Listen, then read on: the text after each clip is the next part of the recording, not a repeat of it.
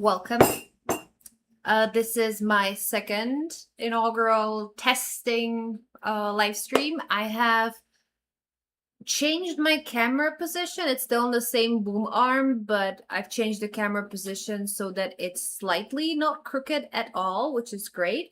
I also think I have managed to fix my focus, and I re-listened to the recording of the past live stream, and I have figured out how to set the mic better and to have it just boost the sound a little bit because it's still like an arm's length away from me.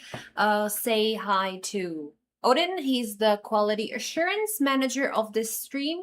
He will be checking up on me whether I do my job well, whether I'm moving my arms correctly so that I am lively and vivid.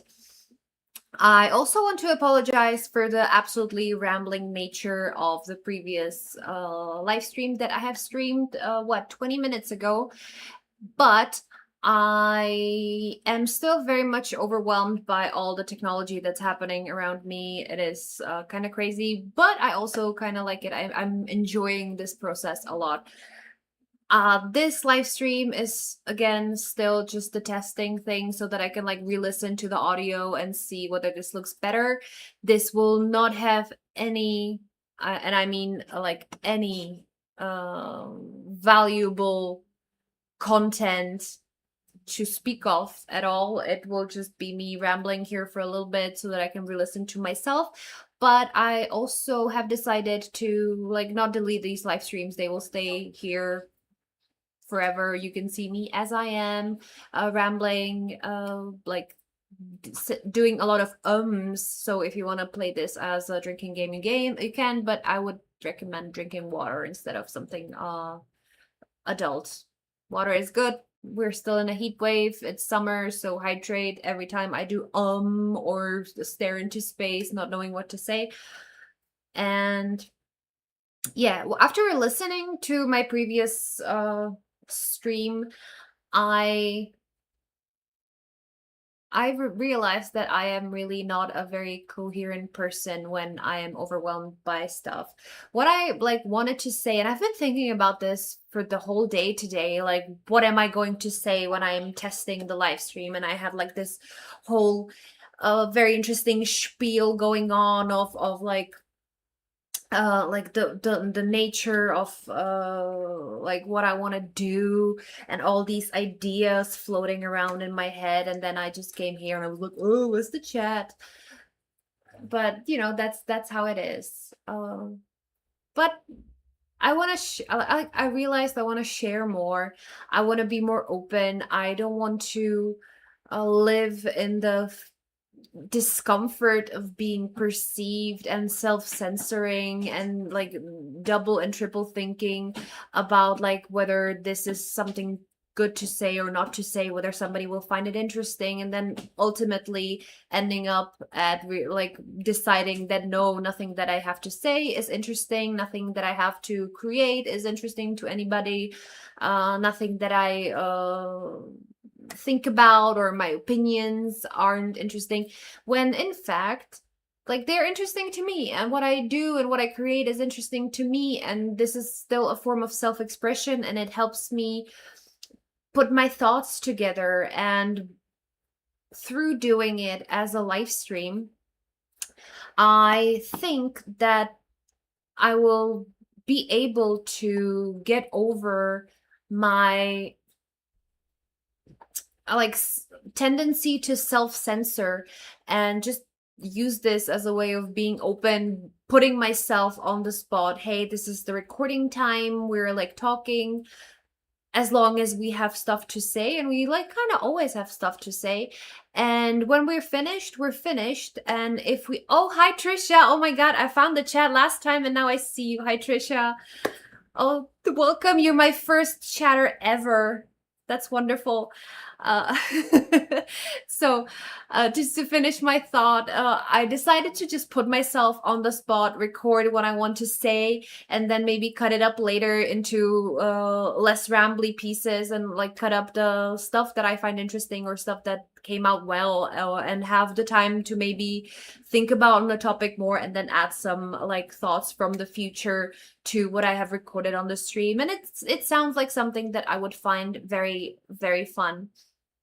I'm also grateful that it's you being the one who helps me now test the chat function. That's oh, I'm so excited. I'm so happy. Uh, it's like early in the morning for you, isn't it? It's almost nighttime for me. It's like the last thing I'm doing today, and for you, it's the beginning of the day, I guess, right?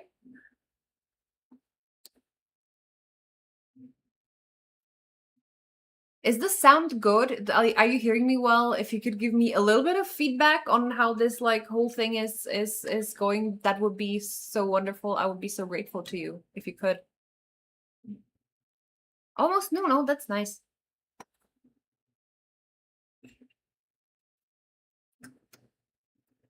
I'm waiting for the chat.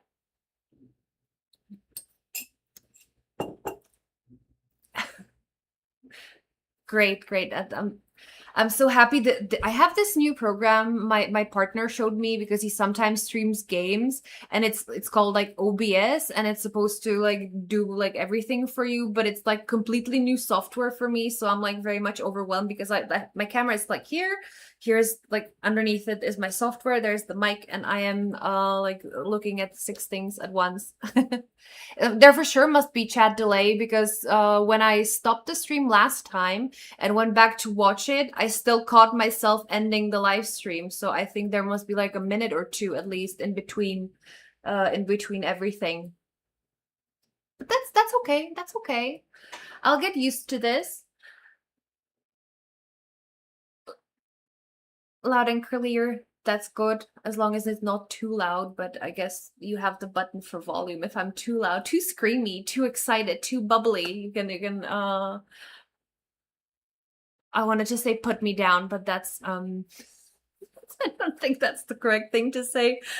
Please don't put me down, just put the volume down if it's too loud. Can put me down later if this doesn't work out. Oh, oh my god.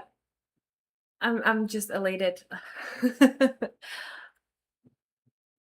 So yeah, those are my thoughts about like forcing myself to do it and not to think about it too much, because when I record these talks, I don't script. Usually I have some notes which I can have like anytime, but I tend to like overthink whether what I'm saying is good enough, and then like I cut up the video to half, and sometimes I've done it a couple of times that I've recorded something and then I didn't post it because it didn't meet some sort of very dubious standard that I've set to myself. And yeah, and like just yeah, and I find this fun. I find fun that like I have Trisha here with me. Oh, and yeah, it's gonna it's going to work out somehow. And if nothing else, I'll have a little bit of fun. Maybe I'll make this like a like weekly thing on Sunday. I was also thinking maybe doing live streams while I'm painting, because I'm painting the tarot now. It's like a super sprint. I'm doing like 6 paintings or 5 to 6 paintings a week every week. In all of my spare time, I basically don't do anything else after I come home from work, and I just paint the tarot, which is like great. But I was also thinking that I might use it as like a live stream, and I will like ramble while I paint stuff. I could learn to share my screen on this special program, and I could do like a little window of me talking, probably in like this way, because like my tablet would be here, but I could have like a little window and then like share the screen while I'm painting, and we could talk about tarot and stuff and nature and things. And I could share a little bit of like a lot of the story times that are coming back to me when I'm creating the tarot.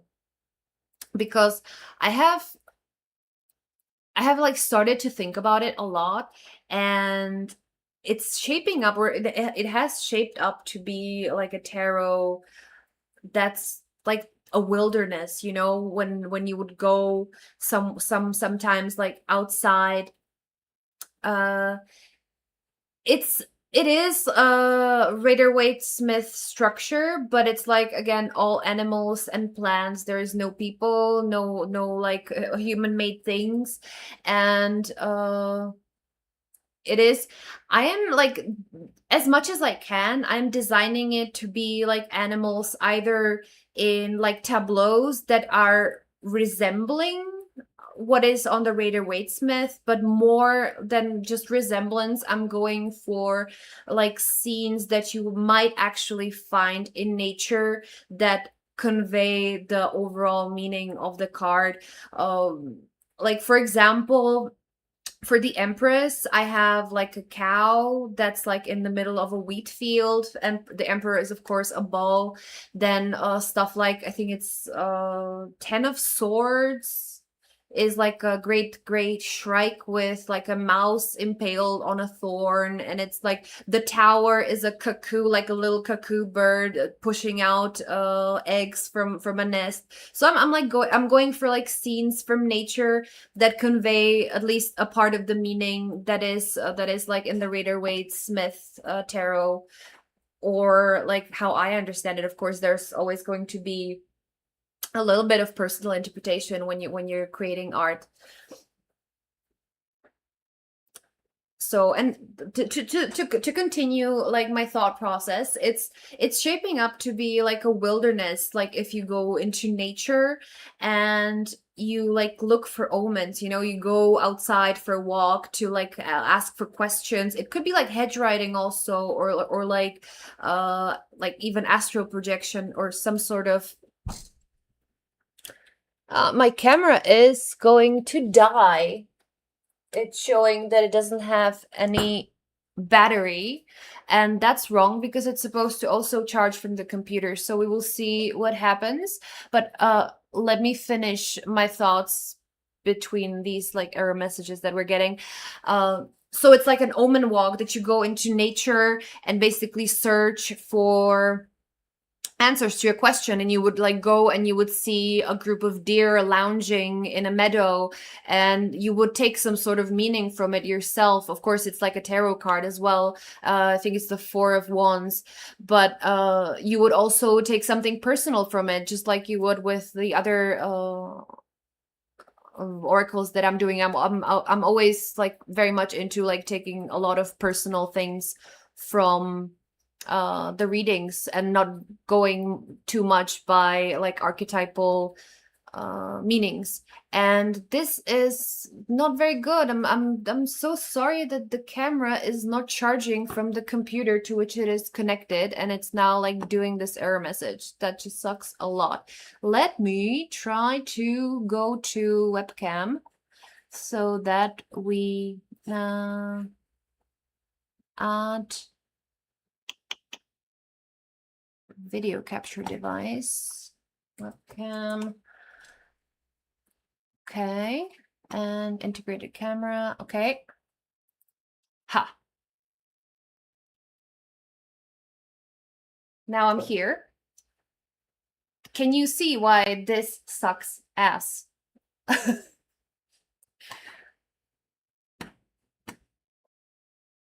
Yeah.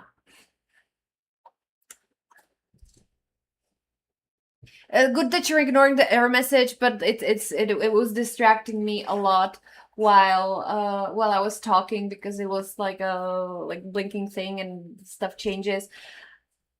So yeah. But like now you can see why live streaming was something that I was very reluctant to do before, because this is just, it's not good, not good. But now that we are talking, I can't just end the stream because the camera is dead. However, I will put it to recharge, and I will figure out why it's not charging while it's supposed to charge. And this is Hef, by the way. He's one of the cats that always sends you nice greetings.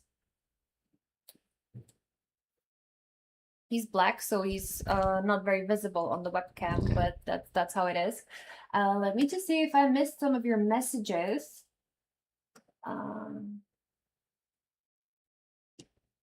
Yeah, in terms of the human-centric, I also try to move away from that because we have a lot of human-centric divination systems already, and I don't think there is need for me to create something something more like that, you know.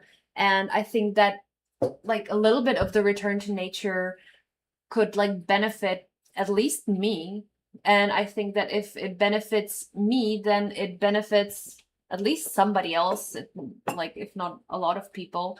So I try to do things and do things how I would like to have them done. He has now left to the top of this Kallax thing to groom himself, and I'm sure he also says hi. As always, he's a very, very polite cat, unlike the kittens. He's very well, not trained. He's like, what do you say? He has been brought up well by yours truly.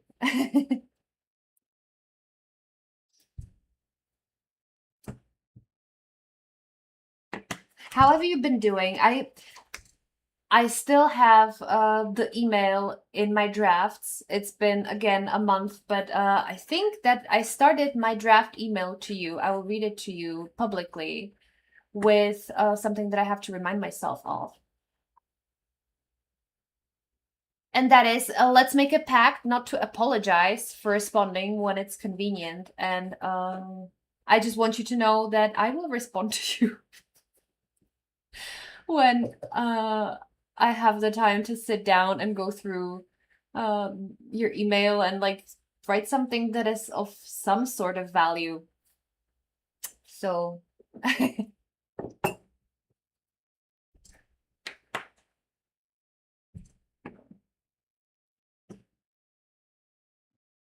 let me just pull this here.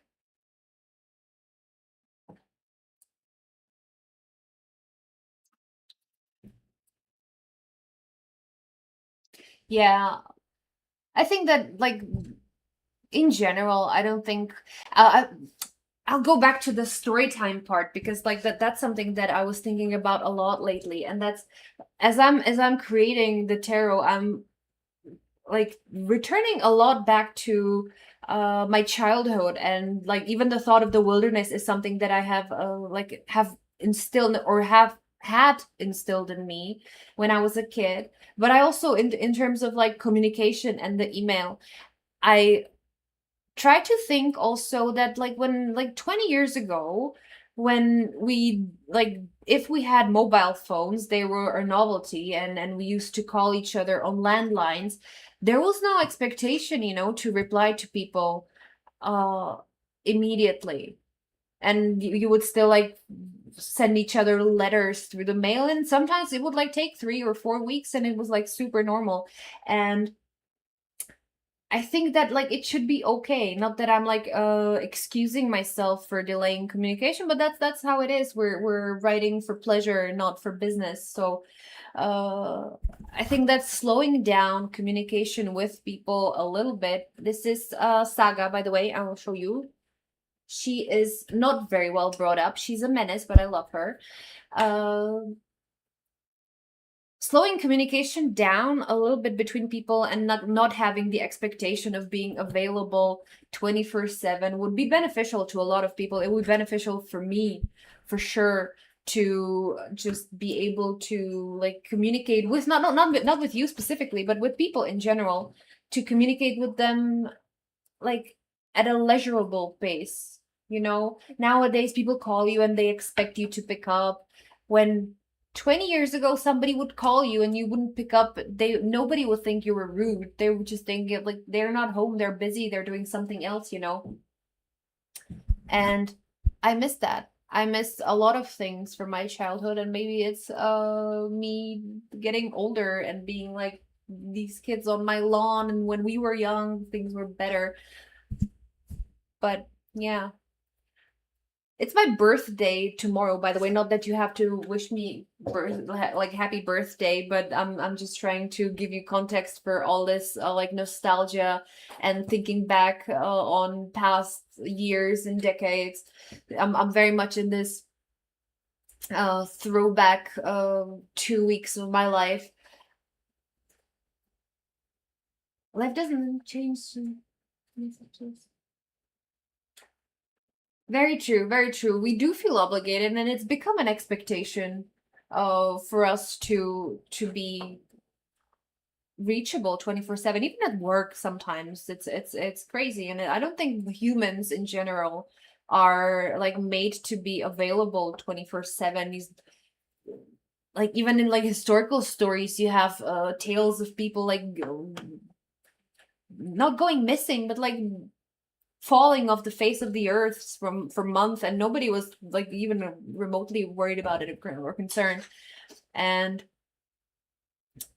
I think like it's restful. So oh, thank you for the wish, for the wishes. I just my friend like a few years ago you like told me that before your birthday you are like experiencing some sort of like death and rebirth, that like your past you is like not dying as in, like being macabre as I was called, but you know, like chapters like are closing, and you reflect on stuff, and then when you have your birthday you're like reborn, and you're like actually experiencing some sort of birth. And it resonates very much with me, and I think I'm like in the last phases of like this looking back at my life before death, you know, and then waiting to be reborn tomorrow. It's not a very big occasion for me to celebrate my birthday, but I really find it very interesting that like a couple of weeks before my birthday I really get into this my childhood and past and what has happened and stuff. What am I connecting with this birthday? I I think I'm connecting with the what has been resonating a lot for the past month or two with me is my I want to say like vision of what like the unknown and the wild is in the wilderness. This feeling of Hic sunt leones, you know, the feeling that like there is a part of the world where like there are lions, and the unexplored parts of the map. I remembered like 2 days ago or something. Yeah, it is true New Year, but it's to go back to what I'm connecting with. I remembered when I was little, I used to spend summer with my at my grandmother's, and they had like this cottage in a village somewhere. Like they lived in a city, but they would go for like the weekends and for during the week to like this little remote cottage in like a village a year away, a year an hour away from the city.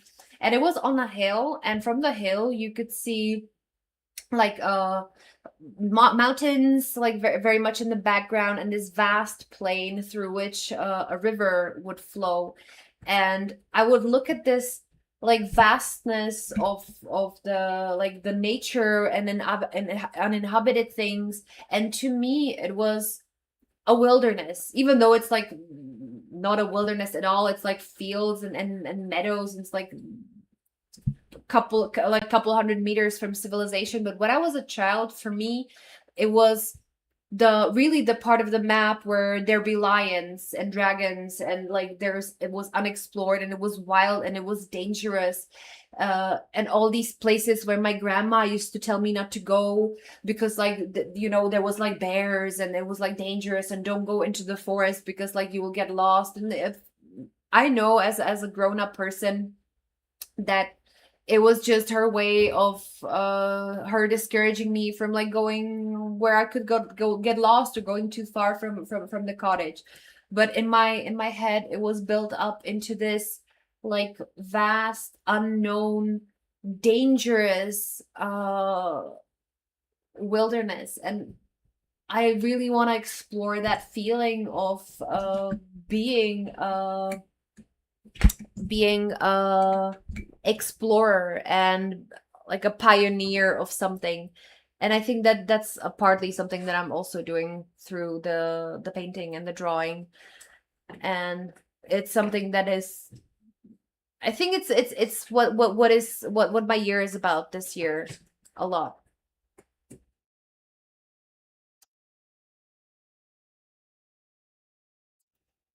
I'm reading the chat.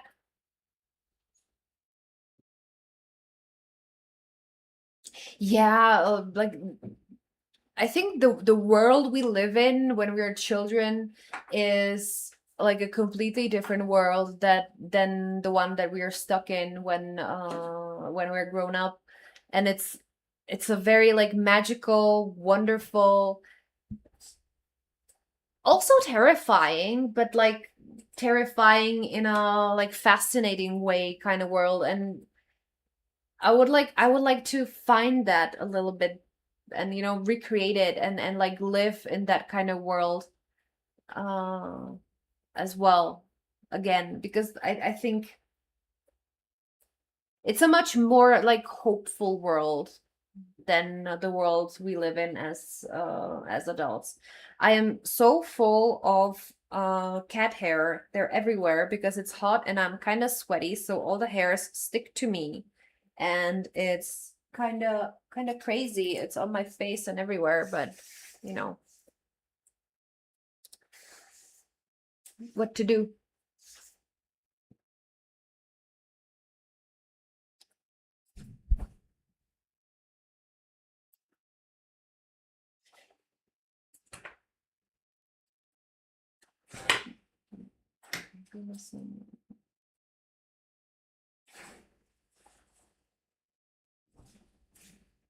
Oh yeah, that's a very interesting thought.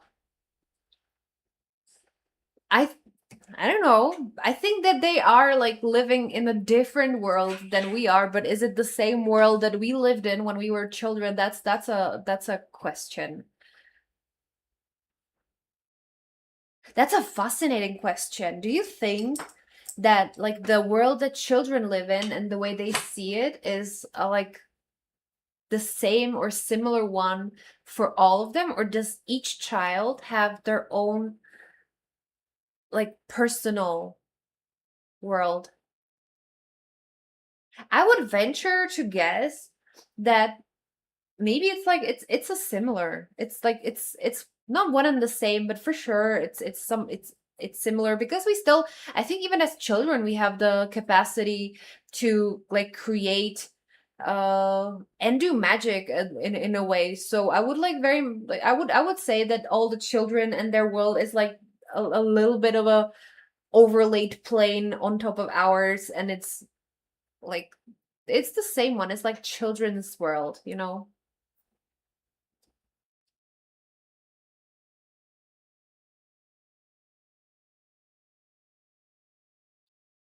Or maybe we all have our separate ones. That's very true. I don't know. I don't know. And it's something that we probably will never know. Maybe, but we for sure are like discouraged to from that, and we're discouraged from like staying in those world. What if they're even if they're the same or a different one, doesn't matter. We are for sure discouraged from being, and we're like all encouraged to like fit into the mold of what everybody else thinks is okay. Maybe toggle to function. Okay. Mm. That's what it's what I would like to do, and what I would love for me to be able to create consciously for myself, to like recreate this world as I'm like getting older, and to like do it knowingly, and to be able to like construct it for myself. Maybe it is what I'm doing through like the paintings and like the romanticization of my life, and how I sometimes live in escapism, and like imagine stuff. But maybe like the world that I will create is not this will not be the same as the child one because I'm still an adult and I like adult things as well. Well done, dust the stick. Something called hell. I have no idea. This is the first time I'm hearing about the hill. So I have no idea, but I would like to maybe like look it up a little bit because I have no idea. I have never heard of this before.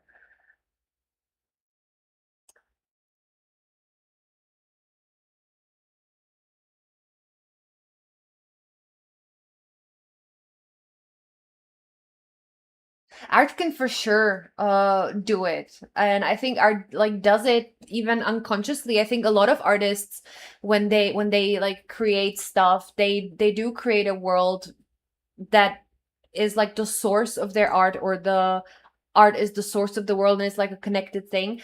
But I don't think like many of them, or like a majority of them, does it as a like conscious thing, like, hey, I'm now set out to create this world for this purpose, to like merge it with the reality and like create as an overlay of consciousness.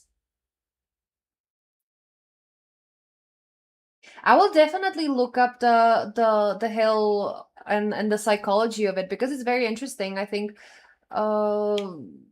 it could provide a lot of interesting food for thought. I'm not diagnosed autistic. I don't even think I'm very much on the spectrum, but it could be like an interesting uh like rabbit hole to delve into, because I think that if some people can do it, I think like many other people can do it, like maybe differently, but as a tool.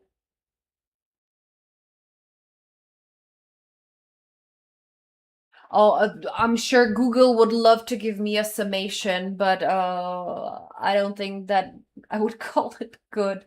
I think like the Google summations are don't even get me started. I just dislike it. I dislike it.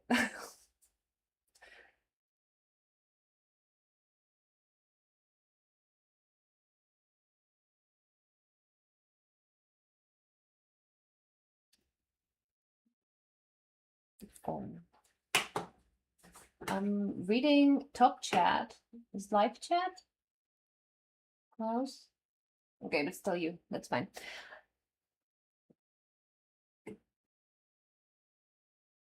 Well, adults not only do they have to give themselves permission, but I very much believe that they like refuse to give themselves permission. It's not even the other way around, that I have to allow myself to do it. I think many of us are actively like forbidding ourselves from doing it and be like, you have to grow up, be an adult, like this is crazy, don't do this.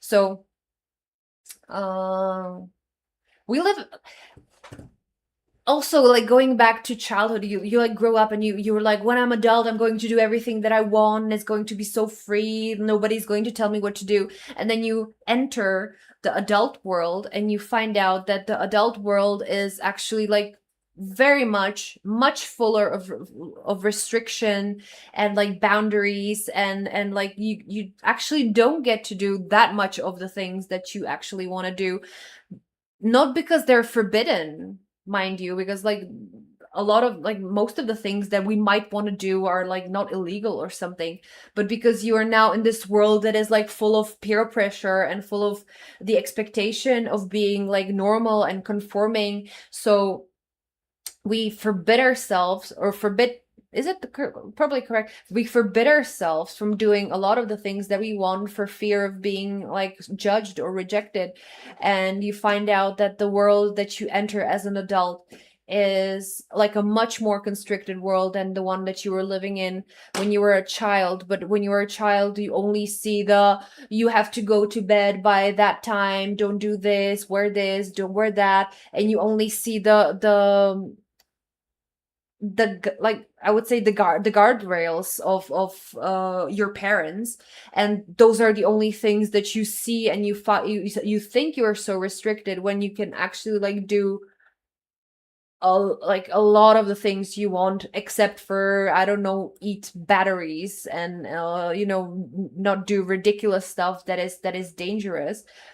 But you are actually like much more free to do whatever the hell you want, whenever the hell you want. You can go play, you can do this, you don't have to go to work. Your time is your own, basically. Even though you have to do a lot of the things your parents want to do on their schedule, but you still have, from the 24 hours, you still have like most of them to do what you want, because the parents will let you do what you want, which you don't get to do when you're an adult.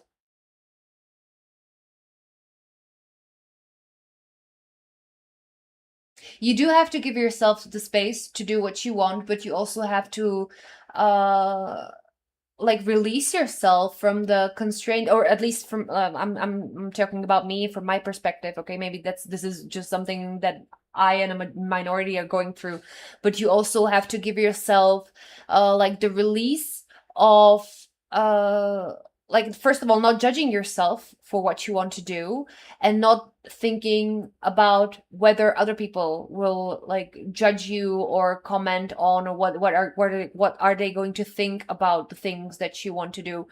Because we tend to like project a lot of the things that we think onto other people, and we think that everybody is so interested in what we do, and what everybody is so interested in like how weird we are, or like what weird things we do, when in fact, when you like step into other person's shoes, the person has the same problems you do, of thinking that you are going to judge them for what they do, when you're like super busy like thinking about what other people are going to think about you.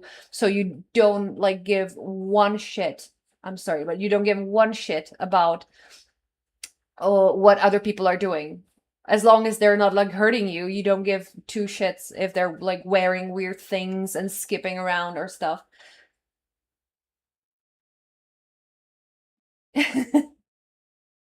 I'm not sure which part is Eight of Swords vibe, but you'll let me know for sure.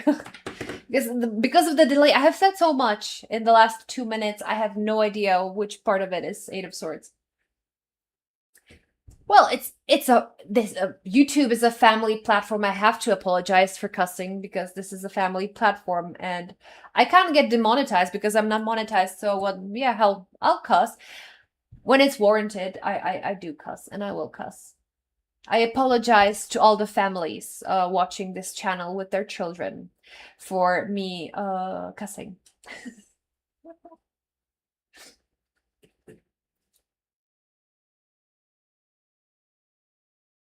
Anywho, oh my god, I have been streaming this test stream for 37 minutes, Trisha. Thank you for keeping me here. But I will have to log off now, because I have to kind of get ready for my day job tomorrow. Oh yeah, yeah, yeah. Oh, the eight of yeah, you're totally right. You're totally right. It's yeah, yeah. I think I'm stuck, but it's me who's stucking me, and not anything uh not anything outside. It's true, and I think it's something that we all have to uh figure out and like work through in our lives, that a lot of the things that we think are like holding us back are very much in our power to let us unhold us back, you know.